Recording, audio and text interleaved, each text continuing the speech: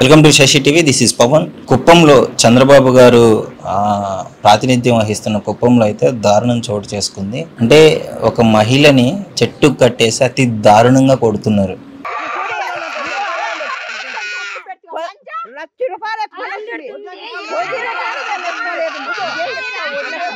తోటి మహిళలు అసలు ఇది వినటానికే చాలా సిగ్గుచేటు అని చెప్పుకోవాలి.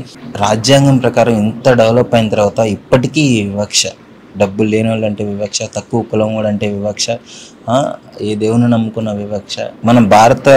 మన భారతదేశంలో ఉన్న చండాలమైన సంస్కృతి అంటే ఇదే. కొంతమంది వల్ల ఇలాంటి వాళ్ళకి బ్యాడ్ నేమ్ వస్తుంది. సో ఏంటంటే కుప్పంలో తిమ్మరామప్ప అనే వ్యక్తి కన్నప్ప దగ్గర ఒక 80,000 అప్పుగా తీసుకున్నాడు. 80,000 అప్పుగా తీసుకొని కడుతున్నారు, అప్పులు వడ్డీలు కడుతున్నారు. ఇట్లా జరుగుతూనే ఉంది. ఒక స్టేజ్లో ఏమైందంటే ఆ తిమ్మరామప్ప నేను డబ్బులు కట్టలేను అని చెప్పేసి పిల్లల్ని వదిలేసి ఎటో వెళ్ళిపోయాడు. దేశదిమ్మర అయిపోయాడు. మరి వాడేం మనిషి నాకు అర్థం కావట్లేదు. పిల్లల్ని వదిలేసి వెళ్ళిపోయాడు డబ్బులు కట్టలేక. ఇప్పుడు అప్పు వాడు తీసుకున్న పాపానికి ఈ ఫ్యామిలీ బలవుతుంది. ఆ కన్నప్ప కుటుంబం వచ్చేసి మొత్తము ఆ శిరీష అనే మహిళని చెట్టుకు కట్టేసి అతి దారుణంగా కొడుతూ బూతులు తిడుతూ ఇష్టం వచ్చినట్టు మాట్లాడుతున్నాడు. దీని మీద చంద్రబాబు గారు కూడా సీరియస్ అయ్యారు. వాళ్ళ మీద కఠినంగా యాక్షన్ తీసుకోవాలంటే మీరు అర్థం చేసుకోండి, మన రాష్ట్ర సీఎం దగ్గరికి ఈ విషయం వెళ్ళిందంటే ఆ వీడియో ఎట్లుందో అర్థం చేసుకోండి. ఎంత వివక్ష చూపిస్తున్నారో అర్థం చేసుకోండి. ఈ రీసెంట్గా ఈ అప్పులు ఇచ్చే వాళ్ళ మీద కూడా యాక్షన్ తీసుకోవాలంటే 10 రూపాయల వడ్డీకి, 5 రూపాయల వడ్డీకి, 15 రూపాయల వడ్డీకి ఇష్టం వచ్చినట్లు అప్పులు తీసుకోవడము, ఇష్టం వచ్చినట్లు బండ్లు తాకట్లు పెట్టుకోవడము, ఏది పెడితే అది తీసుకోవడము, వీళ్ళు చెల్లించలేని పక్షంలో వాటిని వీళ్ళు ఓన్ చేసుకోవడం. అంటే ఇదే జరుగుతుంది ఇప్పుడు ఈ సమాజంలో. అవసరం ఎంతకైనా దిగజారుస్తుంది. ఇప్పుడు నాకు అవసరం ఉంది, నాకు 10,000 అవసరం ఉంది. నేను 1,00,000 రూపాయల బండి వాడి దగ్గర పెట్టి 10,000 అడిగితే 100 రీజన్స్, 10 రూపాయలు వడ్డీ ఇష్టం వచ్చినట్టు వేసి నేను వాటిని తీర్చలేని క్రమంలో బండి ఉంచేసుకుంటున్నారు. పాపం ఇది ఇప్పటికే అయిపోలేదు. ఆ శిరీష అనే మహిళ కష్టపడి మా ఆయన చేసిన అప్పుకు నేను కారణం కాబట్టి నేను బాధ్యత తీసుకొని మీకు కొంచెంగా చెల్లిస్తాను అని చెప్పేసి ఆ మంత్లీ ఇంత అని చెప్పేసి ఇస్తూనే ఉంది. వడ్డీలు తీసుకోవడము అన్నీ తీసుకొని కూడా అలా వద్దంట. మొత్తం ఒకేసారి 80,000 నాకు కట్టేసేయాలి, ఇప్పుడు ఇస్తావా ఇవా అని ఇంటి మీదకి పోయి దౌర్జన్యంగా గొడవపడి ఆమెను చెట్టుకు కట్టేసి ఇష్టం వచ్చినట్టు కొడుతుంటే పాపం పక్కనున్న ఆ బాబు గొంతు పోయేలా ఏడుస్తున్నాడు.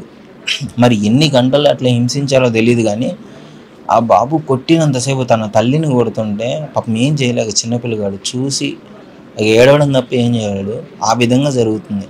అక్కడ ఉన్న చాలామంది కూడా కొడుతుంటే నిలబడి చూస్తున్నారు, ఆపడానికి ప్రయత్నిస్తున్నారు. కానీ ఆ ఊర్లో ఉన్న పెద్ద మనుషులందరూ వచ్చి మరి ఏంటి ఇది పరిస్థితి అని చెప్పేసి ఆమె చెట్టుకి ఇప్పదీసి దానికి ప్రత్యామ్నాయంగా ఏం చేయాలి అనే ఎవరు మాట్లాడట్లేదు.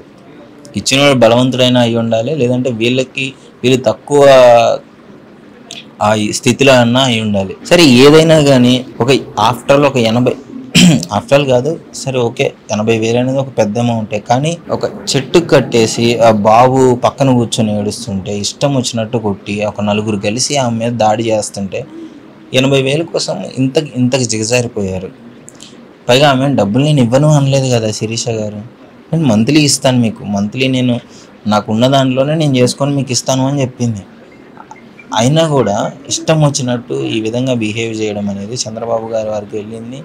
వాళ్ళకి నచ్చలేదు. కేసు ఫైల్ అయింది, 9 మీద కేసు ఫైల్ అయింది.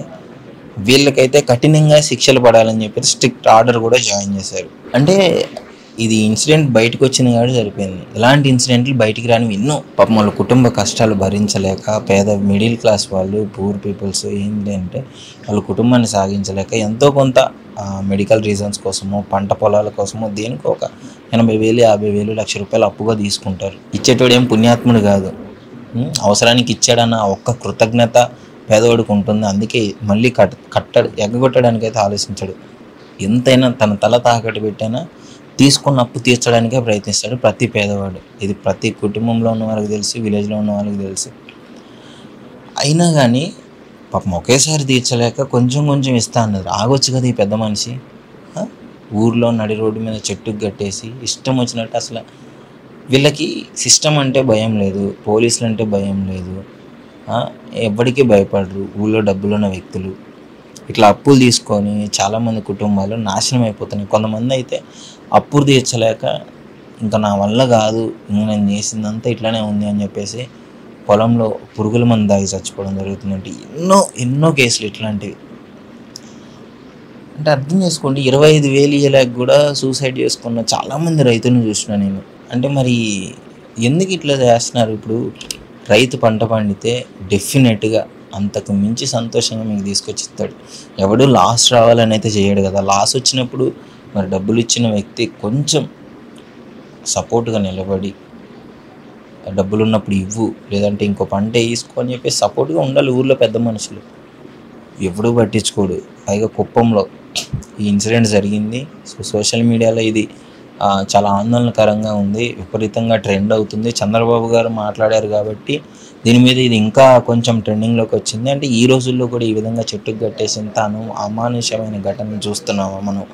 మనం అసలు ఏ కాలంలో ఉన్నాము అని చెప్పేసి 2025లో ఉన్నాము. ఇప్పుడు కూడా ఇట్లా చెట్లకు కట్టేసి కొట్టడాలు, రోడ్ల మీద బట్టలు ఇప్పుకొని తిప్పడాలు, ఇట్లాంటి ఇన్సిడెంట్లన్నీ ఆ తక్కువ కులాల మీద జరుగుతున్నాయి. దీని కులాన్ని తీసుకురావడానికి కాదు, సో మెజారిటీగా తక్కువ జాతి వాళ్ళ మీద జరుగుతున్నాయి ఇలాంటి ఇన్సిడెంట్లన్నీ. అదే ఒక డబ్బులున్న వ్యక్తి లక్షల కోట్లు తీసుకొని అప్పులు చేస్తే వాడిని ఎప్పుడైనా చెట్టుకు కట్టిన దాఖలాలు చూసారా మీరు? ఊర్లో పెద్ద రైతు వేరే దగ్గర అప్పు చేసి ఎప్పుడన్నా ఇట్లా చూసారా? ఎవరికి ఉన్న అప్పులు అందరికీ ఉంటాయి. విజయ్ మాల్యాకే ఉంటుంది అప్పు, అన్ని కోట్లు ఉన్నవాడికి కూడా అప్పు ఉంటుంది. సో వాడిని ఏం బీకలేరు. ఇట్లా చిన్న చితక చేసి నిజాయితీగా పనిచేసుకునే వాళ్ళ మీద మీ ప్రతాపాలన్నీ చూపిస్తుంటారు డబ్బులున్న వాళ్ళు. సో ఇది మారాలి.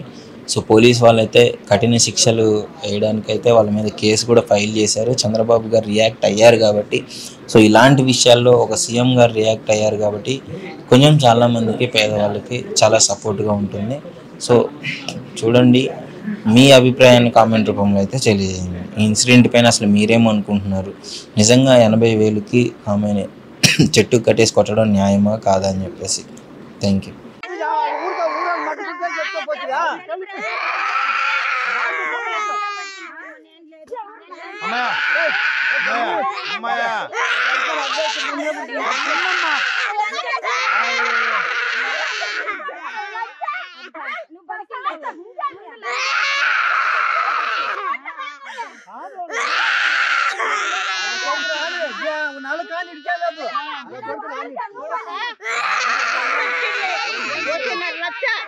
ఒట్టి మొదలు లెక్కేస్తే 2 పైన అవుతుంది. మా మొదలు మొత్తం అంతే కొట్టే అర్థం కాలేదా?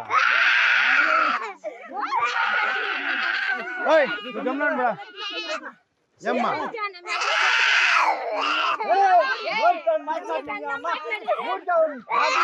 కొట్టుద్దా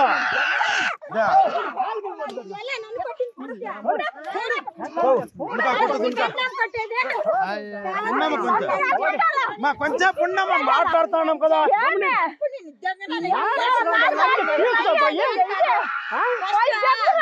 కాదు అర్థం పరచుకుంటాను కొంచెం.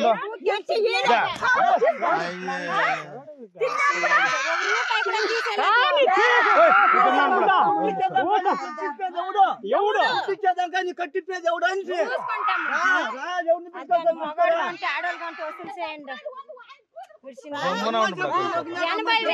కొంచెం నోరు మూసుకోండా తీసుకోండి వాళ్ళు అడిగేదే.